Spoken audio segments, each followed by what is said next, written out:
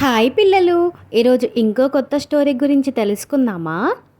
ఒకప్పుడు ఒక పచ్చని చెట్లతో నిండిన ఒక అందమైన గ్రామం ఉండేది. ఆ ఊరిలో పక్షుల కిలకిల రాగాలతో ఉదయాలు ఎంతో ఆనందంగా ప్రారంభమయ్యేవి. ఆ గ్రామంలో ఒక చిన్న పిచ్చుక ఉండేది. ఆ పిచ్చుక ఎంతో అమాయకమైంది, మంచితనంతో నిండిపోయేది. ఎవరికీ ఎలాంటి హాని చేయదు, ఎప్పుడు తన పనిలో తాను నిమగ్నమై ఉండేది.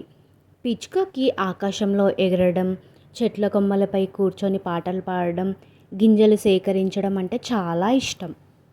గ్రామంలోని ఇతర పక్షులు కూడా దానిని చాలా ఇష్టపడేవి, చాలా కలిసిమెలిసి దానితో ఉండేవి. కానీ కొందరు దాని అమాయకత్వం గురించి అందరూ ఆందోళన చెందేవారు.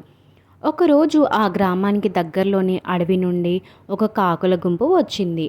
ఆ కాకులు చాలా తెలివిగా కనిపించినా నిజానికి అవి చాలా దుర్మార్గులు. అవి ఎక్కడికి వెళ్ళినా అల్లర్లు చేయడం, ఇతరుల కష్టాన్ని నాశనం చేయడం వంటి అలవాటు ఉండేది.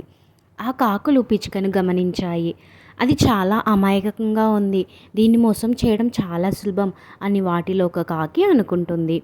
కాకులు పిచ్చుక దగ్గరికి వచ్చి ఎంతో మధురంగా మాట్లాడడం ప్రారంభించాయి. హాయ్ పిచ్చుక, నువ్వెంత అందంగా ఉన్నావు, నీ గాత్రం కూడా ఎంత మధురంగా ఉంది అని పొగుడుతాయి.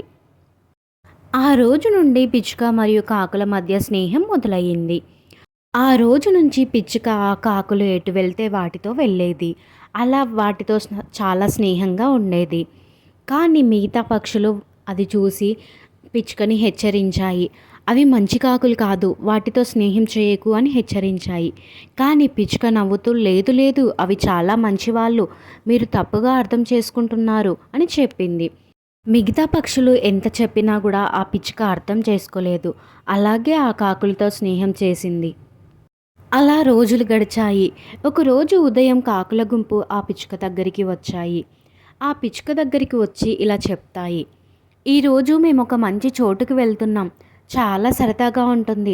అక్కడ చాలా రకాల చెట్లు ఉంటాయి. చాలా ఎంజాయ్ చేయొచ్చు. నువ్వు కూడా మాతో రా అని పిలిచాయి. అప్పుడు పిచ్చుక ఒక్కసారి కూడా ఆలోచించలేదు. ఎక్కడికి వెళ్తున్నామని కూడా అడగకుండా సరే నేను వస్తాను, మీ వెంట వస్తాను, పదండి వెళ్దామని అంటుంది. అలా అన్నీ కలిసి బయలుదేరతాయి. అలా ఎగురుకుంటూ ఎగురుకుంటూ వెళ్ళి అవి ఒక పెద్ద పొలానికి చేరుకుంటాయి.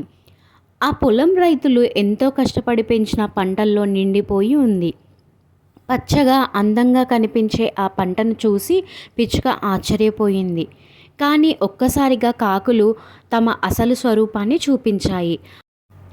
అవి పంట మీద పడిపోయి మొక్కలను కొరికేస్తూ చింపేస్తూ ధ్వంసం చేయడం ప్రారంభించాయి. పిచ్చుక ఒక్కసారిగా షాక్ అయింది. ఇదేమిటి, ఇలా ఎందుకు చేస్తున్నారు అని అడుగుతుంది. కాకులు నవ్వుతూ ఇదే మా సరదా, నువ్వు చెయ్యి, చాలా బాగుంటుంది, చాలా సరదాగా ఉంటుంది అని చెప్పి మళ్ళీ అలాగే చేయడం మొదలుపెట్టాయి. పిచ్చుకకి భయం వేసింది. నేను ఇలా చేయలేను అంటూ అటు ఇటు తిరుగుతూ అయోమయంలో పడిపోయింది. ఇంతలో రైతులు ఆ దృశ్యాన్ని గమనించారు. వాళ్ళు కోపంతో కర్రలు తీసుకొని పరిగెత్తుకుంటూ వచ్చారు. కాకులు ఆ పరిస్థితికి అలవాటు పడ్డాయి కనుక వెంటనే ఆకాశంలోకి ఎగిరిపోయాయి. అమాయక పిచ్చుక మాత్రం ఏం జరిగిందో అర్థం కాక అక్కడే చిక్కుకొనిపోయింది. రైతులు పిచ్చుకను పట్టుకొని కోపంతో అరిచారు. నీ వల్లే మా పంట నాశనమయ్యింది అని అంటారు. పిచ్చుక భయంతో వణికిపోయింది. బాబోయ్, నా తప్పేమీ లేదు, నేనేమీ చేయలేదు, దయచేసి నన్ను వదిలేయండి అని ప్రాధేయపడింది. కానీ రైతులు ఆగ్రహంలో ఉన్నారు. నువ్వు కూడా ఆ కాకుల్లాగే చెడ్డదానివే అని భావించి దానికి 2 దెబ్బలు వేశారు. పిచ్చుక బాధతో కన్నీళ్లు పెట్టుకుంది. చివరికి అది గాయాలతో అక్కడి నుండి ఎగిరిపోయింది. అది ఒక చెట్టు కొమ్మ పైన కూర్చొని చాలాసేపు ఆలోచించింది. నేను ఎందుకు ఇలా చేశాను, అందరూ చెప్పిన మాట వినాల్సింది, నేను చెడ్డవాళ్ళతో స్నేహం చేశాను అని బాధపడుతుంది. ఆ రోజు నుంచి పిచ్చుక ఒక ముఖ్యమైన పాఠం నేర్చుకుంది. అది మళ్ళీ మంచి పక్షులతోనే స్నేహం చేయడం ప్రారంభించింది. ఇకపై ఎవరి మాటలు గుడ్డిగా నమ్మకుండా ముందు ఆలోచించి నిర్ణయం తీసుకోవడం అలవాటు చేసుకుంది. పిల్లలు, ఇందులోని నీతి ఏంటో అర్థమైందా? మన స్నేహితుల వలన మన గురించి ప్రపంచం నిర్ణయం తీసుకుంటుంది. అందుకే ఎప్పుడూ మంచి వాళ్ళతోనే స్నేహం చేయాలి. పిల్లలు, ఈ స్టోరీ మీకు నచ్చిందా? నచ్చితే ప్లీజ్ బీఆర్ఆర్ టీవీ ఛానల్ని సబ్స్క్రైబ్ చేసుకోండి.